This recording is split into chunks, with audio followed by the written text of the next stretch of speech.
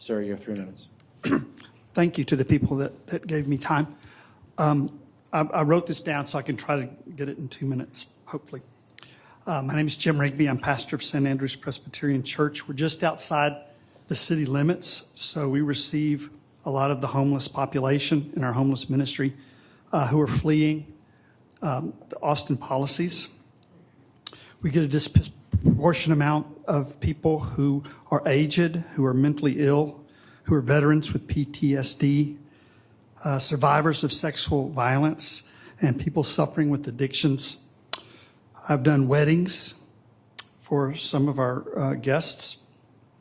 I've done one baptism, but I've done way too many funerals, and those happen on the outlying regions of town that are called the pauper's graveyard.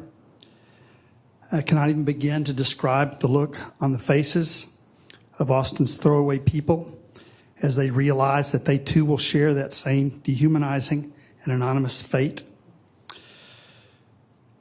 I've been here most of the day, and I've heard the fears of people who live in the neighborhoods and the areas, and I understand that. But America needs to realize that trying to live in a bubble is not going to keep us safe. We already have more people in prison than any other country. We sweep undocumented people under the rug, mental illness, and the people who don't have adequate shelter. What we've discovered at St. Andrews is that if you treat people as problems, that's what you're going to get. If you expect them to die out of your sight and mind, they become your greatest problems.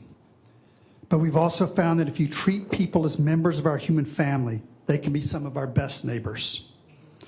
Austin, like our nation and like our world, stands at a crossroad between a world defined by property rights that creates a living hell for those without property,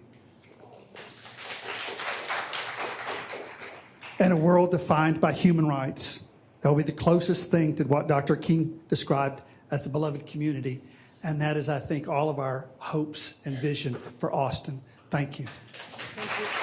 Pastor, thank you. Is Michael...